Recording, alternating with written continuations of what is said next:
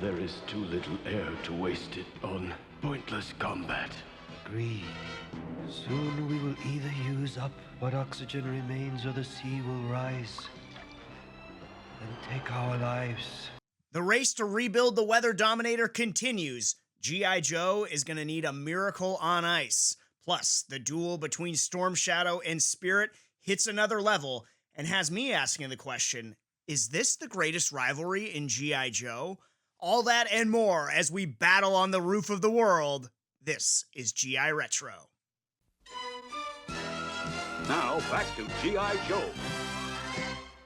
Yo, Joe, and welcome everyone back to G.I. Retro, where we are revisiting and celebrating each and every episode of G.I. Joe, A Real American Hero, the Sunbow Marvel run. We are in the Revenge of Cobra miniseries, the penultimate episode of the Revenge of Cobra, Battle on the Roof of the World.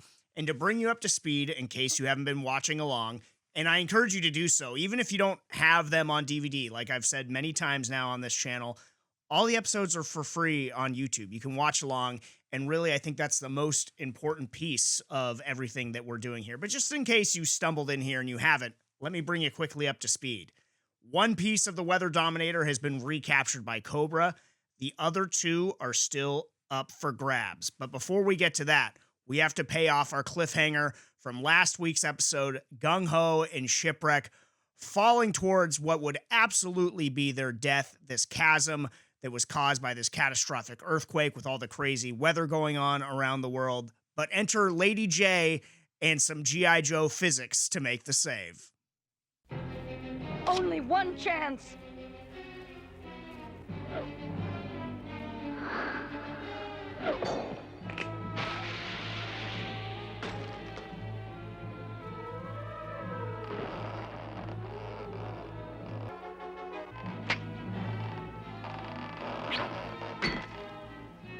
What are you doing? Stretching a point.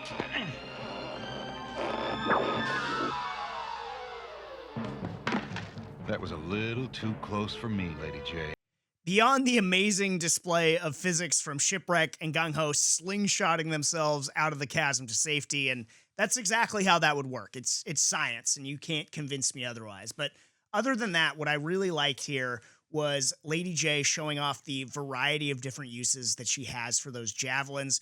We've seen her use them in combat, and I also like seeing them sort of provide these non-combat type solutions as well. We see it here. I know we'll see it again in this miniseries and throughout the run of the animated series. And it's sort of very akin to the different arrows like Hawkeye has in the Avengers, or even closer to home, the different arrows that we've seen Scarlet be able to employ like we did in the Mass Device miniseries. So I wanted to point that out, but we've got to recollect the pieces of the Weather Dominator. Cobra has one. G.I. Joe is down 1-0. And so let's go back to the island of no return, where G.I. Joe and Cobra, on a multitude of fronts, are sort of at a stalemate. We see, Cutter in the whale and Baroness in the urchin. Definitely should be a toy. We'll talk more about that again, I believe, this episode. But they're creating sort of a dueling smokescreen, definitely at a stalemate in the battle there. Zartan still sort of nowhere to be found. We know he's lurking underneath the waters in the submarine. So we've got a standoff on the outside, but it's what's going on inside the island of no return that I really want to focus on.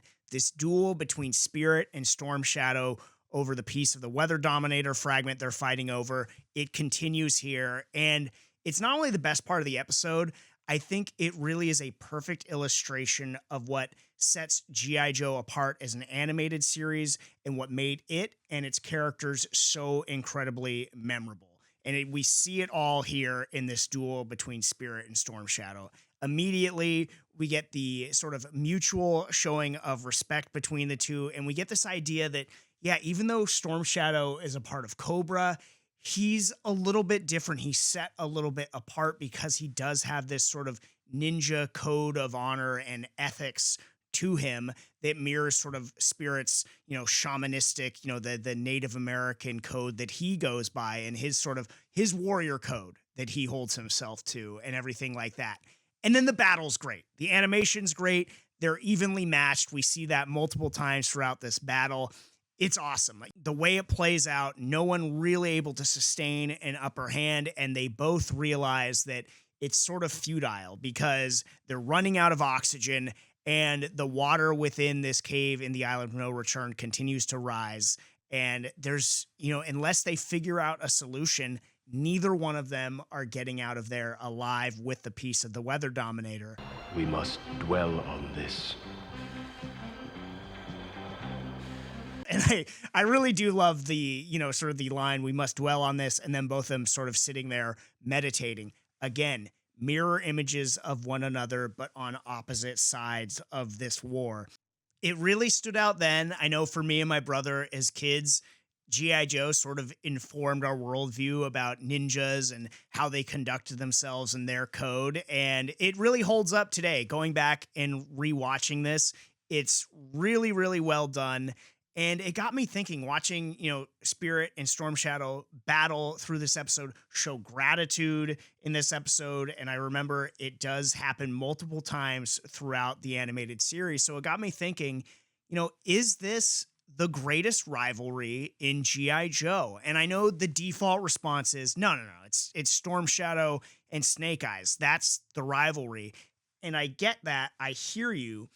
But like the Zartan hood versus hair thing, in all other media, that's the case.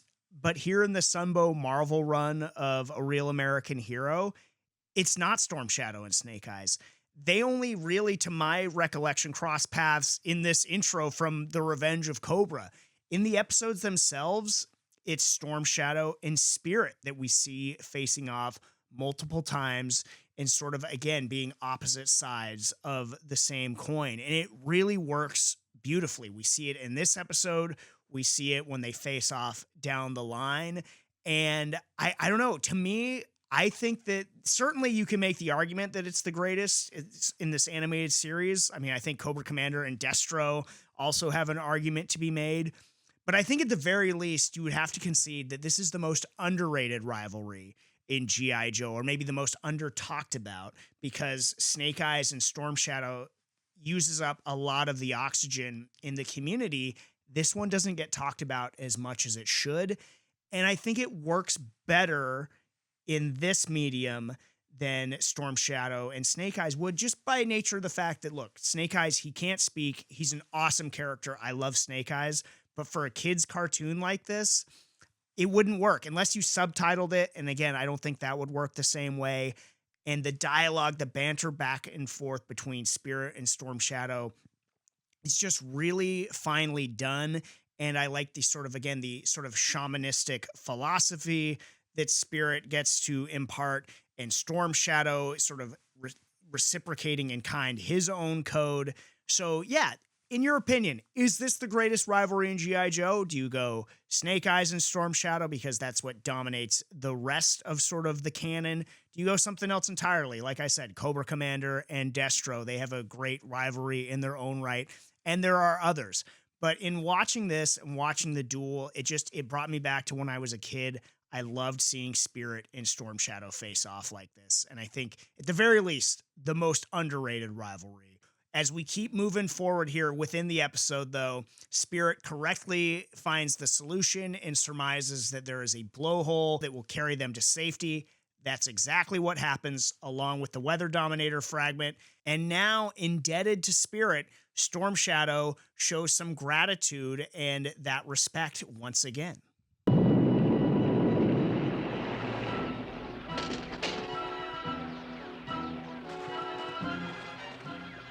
You have saved my unworthy life. The Weather Dominator shall be yours. We shall meet again. So in a sort of life debt of gratitude, Storm Shadow letting Spirit take the Weather Dominator fragment, further showing that Storm Shadow just sort of cut from a different cloth than the rest of Cobra. And again, the interactions between the two, absolutely top tier, and we're not done in this episode. But as Spirit and Freedom are trying to escape with that fragment, Firefly and some Cobra troopers show up, and unfortunately for me, as a Firefly fan, this brings us to our foul-up of the week. You're here because you're the industrial straight foul-up! There's the piece of the Dominator. and only one Joe to worry about. Cobra! Ah! Now get him off! Ah! Yeah, just a tough scene for my guy Firefly there. And it's not even just getting overmatched by Freedom and knocked off the cliff. It's the peacocking that went into it, you know, very overconfidently talking about how only one Joe stands in their way for this Weather Dominator fragment. So he's acknowledging he's completely got the numbers game. And then he's the first one that's defeated and knocked off the cliff again by Freedom. Just not a great look. And in an episode where there's not a ton of contenders for foul up of the week, as I'll talk about in just a few minutes, sorry, I can't be accused of being playing favorites. So Firefly, you are the foul up of the week. But on the heels of that, we get Zartan. Him and the Dreadnoks are on the submarine, and we get sort of a window into Zartan. I talked about Storm Shadow being sort of a cut different from the rest of Cobra. We got the seeds for it last episode, and in this one, we are seeing it even more so, that Zartan himself really playing into that mercenary aspect, that he is being paid by Cobra, but his allegiance is to himself. And so we see him playing this renegade role, launching the torpedoes at the island of no return. That allows Spirit to escape with the fragment. So Cobra has one fragment, G.I. Joe has one fragment. One remains at the roof of the world. But before we get there, I want to get to our "but did you die" moment of the week. Did you die? I got shot. But did you die? This is sort of an interesting episode throughout, at least in the terms of the awards that we hand out here at GI Retro. And just like Foul Up of the Week didn't have sort of the widest field for a contender this week, although there is one I will talk about in a moment here. Same for the DYD. There wasn't any sort of individual character moment that really jumped out in terms of the "did you die?" I guess I could have gone again with the cliffhanger, but that didn't really speak to me. So what I'm going with here is Zartan fires these torpedoes at the island of no return. We have an entire island cracking apart, lava rising from the sea, all while we have not one, but two armies stationed right there in this stalemate. And there's no casualties, zero body count. That is our "but did you die" moment of the week. I mean, it's just chaos. More havoc being wreaked here, and still zero body count. So there's our DYD.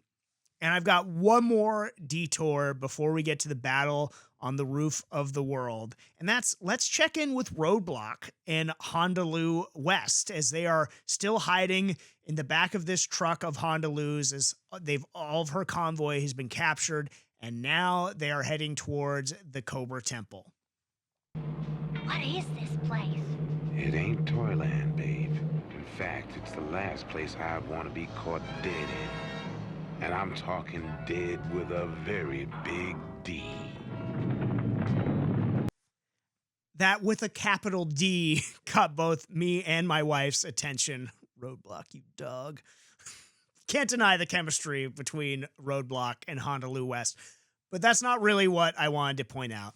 What I wanted to highlight here is, as Roadblock and Honolulu are now inside the Cobra base, we get another great Cobra Commander crash out moment that leads directly into one of Roadblock's finest moments throughout the entire animated series. Not quite breaking the fourth wall, but incredibly self-aware nonetheless. Thunderheads, imbeciles! Why are great men always surrounded by lesser beings? I ask myself the same question, fool. How did you get here? Go! That's easy for you to say, sucker. Now shut up. Get the intruders! Splitting time, little buddy. Oh, we'll fight for freedom wherever there is trouble. G.I. Joe is here. I think most of us can relate to Cobra Commander in terms of how we feel about at least some of the coworkers we're surrounded by. But no, the standout from this is Roadblock just beating on Cobra Commander while singing the G.I. Joe theme song. What an incredible moment. I loved it. But this is also on the heels of, so he's taking it to Cobra Commander. He's singing the G.I. Joe theme. It's great. But my question here, and this was almost the foul up of the week, is what was really the end game for Roadblock and Honolulu West here? You know, Roadblock's given them a good beatdown, but what was the point? How does that help them try and escape? All it did was announce their presence, and it led to them being captured by Scrap Iron and some Cobra troopers. And now they're trapped in the arena of sport, which, I mean, lets us know that Duke and Snake Eyes are still alive, but we don't know for how long. But that was almost the foul up, because what was your plan there, Roadblock? You got to turn Cobra Commander into a punching bag for a little bit, but it didn't really serve you any good in terms of trying to escape. Quite the opposite. So Roadblock and Honolulu now also captured with Duke and Snake Eyes in the arena of sport, set to do battle with some sort of Tron-like Cobra creatures, but we'll get to that in the finale.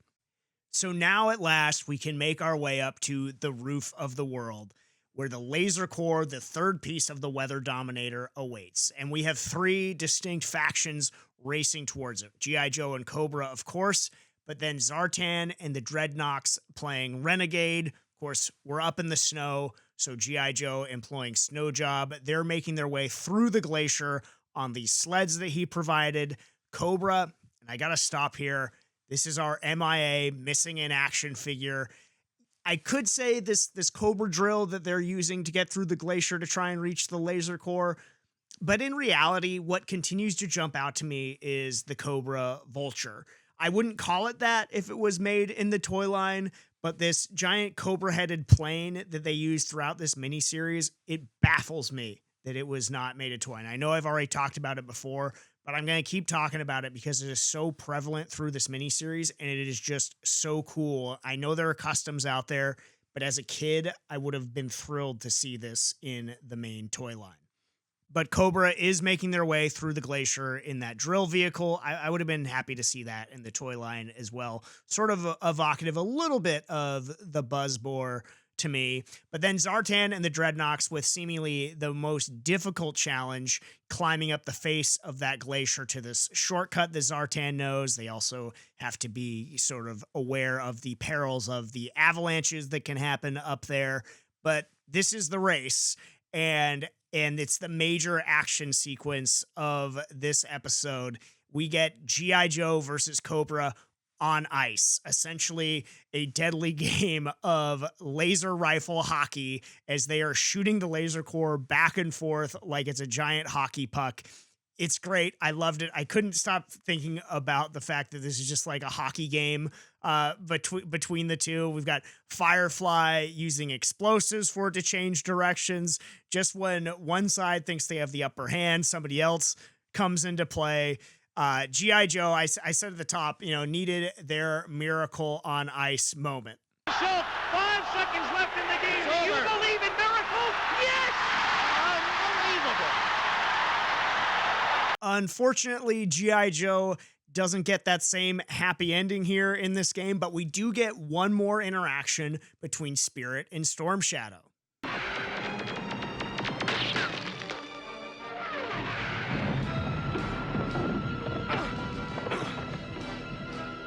We are even now.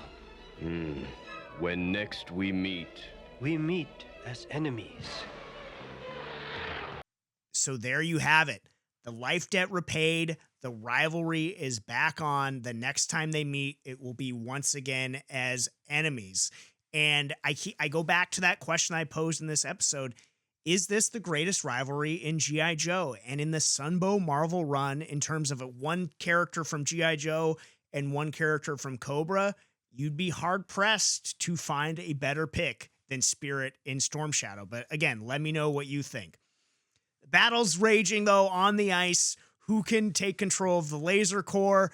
Looks like maybe it's Cobra, maybe it'll be G.I. Joe, but at the last moment, the wild cards, the Renegades, Zartan and his Dreadnoks, they end up pulling a rabbit out of the hat and taking the laser core for themselves, and he unveils his plan, which is to sell the laser core to the highest bidder, and that he serves no cause but himself.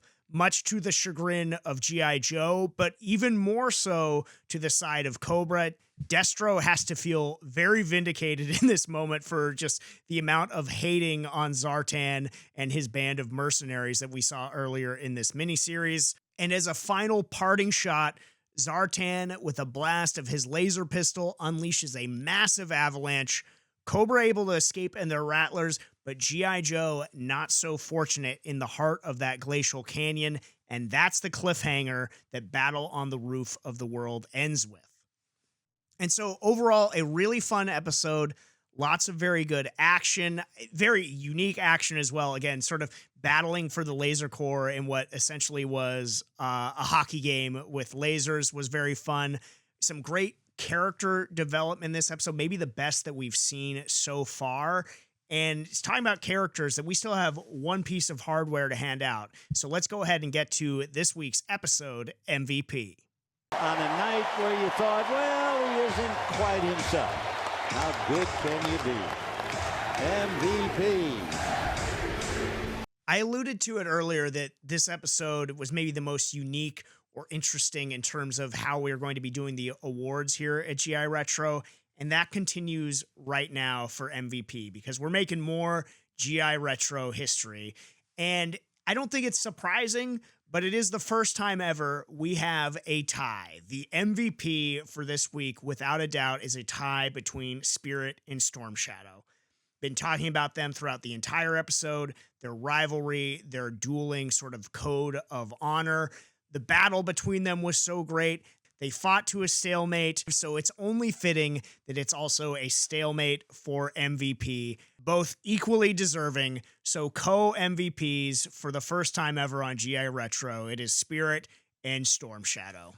And I don't really expect that much dissent or disagreement, but let me know who's your pick for MVP, DYD, Foul Up, and the like, but also let's talk G.I. Joe rivalries. How do you view this rivalry between Spirit and Storm Shadow? Where does it rank in the G.I. Joe canon for you? Let me know. That is going to do it for this episode. Next time, it is the finale of the Revenge of Cobra Amusement Park of Terror. But until then, if you didn't know, now you know. Take it away, Flint. And knowing is half the battle.